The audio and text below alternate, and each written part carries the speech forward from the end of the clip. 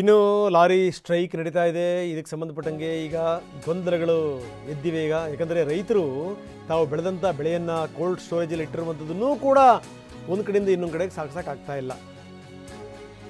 ಬಿತ್ತನೆ ಆಲೂಗಡ್ಡೆ, ಅದಕ್ಕೆ ಸಂಬಂಧಪಟ್ಟಂಗೆ ಪಂಜಾಬ್ನಿಂದ ಬಂದಿರುವಂಥ ಬಿತ್ತನೆ ಆಲೂಗಡ್ಡೆ, ಅದನ್ನು ಕೂಡ ಸಾಗಿಸೋಕ್ಕಾಗ್ತಾ ಇಲ್ಲ. ಅದನ್ನೇನಾದರೂ ಇಟ್ಟುಬಿಟ್ರೆ ಕೊಳತೋಗ್ಬಿಡುತ್ತೆ ಹಂಗನೇ. ತಕ್ಷಣವೇ ಕೋಲ್ಡ್ ಸ್ಟೋರೇಜಿಗೆ ಹಾಕಬೇಕು. ಒಂದು ರೈತರು ಬೆಳೆದಂಥ ಬೆಳೆ ಇಟ್ಕೊಳ್ಳೋಕ್ಕಾಗ್ತಾ ಇಲ್ಲ. ಇನ್ನೊಂದು ಕಡೆಗೆ ಏನು ಅಂದರೆ ಅದಕ್ಕೆ ಸಂಬಂಧಪಟ್ಟಂಥ ಬೀಜ ಅದನ್ನು ನೀಟಾಗಿ ತರಬೇಕು, ಇಲ್ಲಾಂದರೆ ಕೊಳತು ಹೋಗ್ಬಿಡುತ್ತೆ ಅದು.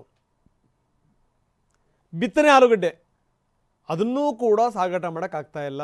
ಪಂಜಾಬ್ನಿಂದ ಬಂದಿರುವಂಥ ಬಿತ್ತನೆ ಆಲೂಗಡ್ಡೆ ಇವತ್ತೇನಾದರೂ ಹಾಗೆ ಇದ್ದರೆ ಈ ಬಿಸಿಲಿನ ಝಳಕ್ಕೂ ಅದಕ್ಕೂ ಕೆಟ್ಟು ಹೋಗ್ಬಿಡುತ್ತೆ. ಬನ್ನಿ, ಇದಕ್ಕೆ ಸಂಬಂಧಪಟ್ಟಂಗೆ ನಮ್ಮ ಹಾಸನ ವರದಿಗಾರರು ಒಂದು ವರದಿ ಕೊಟ್ಟಿದ್ದಾರೆ, ನೋಡೋಣ. ಡೀಸೆಲ್ ಬೆಲೆ ಏರಿಕೆ, ಟೋಲ್ನಲ್ಲಿ ದರ ಏರಿಕೆಯನ್ನು ಖಂಡಿಸಿ ರಾಜ್ಯಾದ್ಯಂತ ಲಾರಿ ಚಾಲಕರು ಮತ್ತು ಮಾಲೀಕರು ನಡೆಸಿರ್ತಕ್ಕಂಥ ಈ ಒಂದು ಮುಷ್ಕರ 2ನೇ ದಿನಕ್ಕೆ ಕಾಲಿಟ್ಟಿದೆ. ಹಾಸನದಲ್ಲೂ ಕೂಡ ಈ ಒಂದು ಹೋರಾಟಕ್ಕೆ ನೈತಿಕ ಬೆಂಬಲವನ್ನು ನೀಡಲಾಗಿದೆ. ಆದರೆ ಲಾರಿಯ ಸಂಚಾರವನ್ನು ಸ್ಥಗಿತಗೊಳಿಸಿಲ್ಲ. ನಾವು ನೋಡ್ತಾ ಇದ್ದೀವಿ. ನಾವೀಗ ಹಾಸನದ ಇದು ಲಾರಿ ಸ್ಟ್ಯಾಂಡ್ ಪಕ್ಕ ಇರ್ತಕ್ಕಂಥ ರೈಲ್ವೆ ನಿಲ್ದಾಣದಲ್ಲಿದ್ದೀವಿ.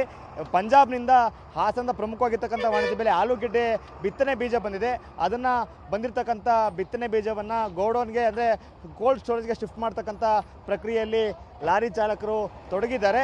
ಇವತ್ತು ನಾವು ನೋಡ್ತಾ ಇದ್ದೀವಿ, ರೈಲ್ವೆ ನಿಲ್ದಾಣಕ್ಕೆ ಪಂಜಾಬ್ನಿಂದ ಸುಮಾರು 37 ಕಂಟೈನರಷ್ಟು ಆಲೂಗೆಡ್ಡೆ ಬಿತ್ತನೆ ಬೀಜ ಬಂದಿದೆ.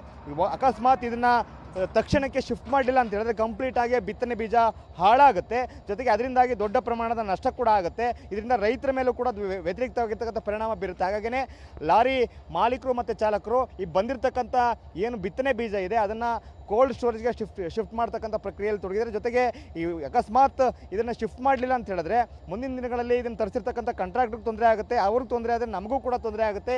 ಇದು ಕೇವಲ ಪ್ರತಿಭಟನೆ ವಿಚಾರ ಅಲ್ಲ, ಆದರೆ ಏನು ಈ ಹೋರಾಟಕ್ಕೆ ನಮ್ಮದು ಕೂಡ ಬೆಂಬಲ ಇದೆ. ಆದರೆ ಇದೇನು ಆಲೂಗೆಡ್ಡೆ ಬಿತ್ತನೆ ಬೀಜ ಇದೆ ಇದರ ರೈತರ ಹಿತದೃಷ್ಟಿಯಿಂದ ಶಿಫ್ಟ್ ಮಾಡಲೇಬೇಕಾಗುತ್ತೆ. ಹಾಗಾಗಿ ಇದನ್ನು ಕೋಲ್ಡ್ ಸ್ಟೋರೇಜ್ ಶಿಫ್ಟ್ ಮಾಡ್ತಕ್ಕಂಥ ಪ್ರಕ್ರಿಯೆಯಲ್ಲಿ ತೊಡಗಿದ್ದೀವಿ ಅಂತಕ್ಕಂಥ ಮಾಹಿತಿಯನ್ನು ನೀಡ್ತಾ ಇದ್ದಾರೆ. ನಮ್ಮ ಜೊತೆಗೆ ಲಾರಿ ಚಾಲಕರ ಸಂಘದ ನಿರ್ದೇಶಕರು ಒಬ್ಬರು ಇದ್ದಾರೆ, ಅವ್ರನ್ನ ಮಾತಾಡ್ಸೋಣ. ಹೇಳಿ ಸರ್, ಈಗ ಈ ಹೋರಾಟಕ್ಕೆ ನಿಮ್ಮ ಅಧ್ಯಕ್ಷ ಹೇಳೋ ಹಾಗೆ ನೈತಿಕ ಬೆಂಬಲ ಇದೆ, ಬಟ್ ನಮ್ಮ ಏನು ಬಿತ್ತನೆ ಬೀಜ ಬಂದು ನಾನು ಶಿಫ್ಟ್ ಮಾಡ್ತೀವಿ ಅಂತ ಹೇಳ್ತಾರೆ. ಈಗ ಯಾವ ರೀತಿ ಹೋರಾಟಕ್ಕೆ ನೀವು ಬೆಂಬಲ ಕೊಡ್ತಾ ಇದ್ದೀರಿ? ಬೆಂಬಲ 100ಕ್ಕೆ 100 ಕೊಟ್ಟೇ ಕೊಡ್ತೀವಿ. ನಮ್ಮ ಲಾರಿಯರಿಗೆ ಅನುಕೂಲ ಆಗುತ್ತೆ ಅಂತ ನಾವು ಕಾಯ್ತಾ ಇರೋದು. ಇದು ರೈತರಿಗೋಸ್ಕರ ತರಿಸಿರೋಂಥ ಆಲೂಗೆಡ್ಡೆ ಆಗಿರೋದ್ರಿಂದ 10 ದಿವಸ ಆಗಿದೆ ಲೋಡ್ ಆಗಿ. ಆಲೂಗೆಡ್ಡೆ ಕರಗುತ್ತೆ ಅನ್ನೋ ಸಂದರ್ಭಕ್ಕೋಸ್ಕರ ನಾವು ಇದನ್ನ ಕ್ಲಿಯರ್ ಮಾಡಿಕೊಡ್ತಾ ಇದ್ದೀವಿ.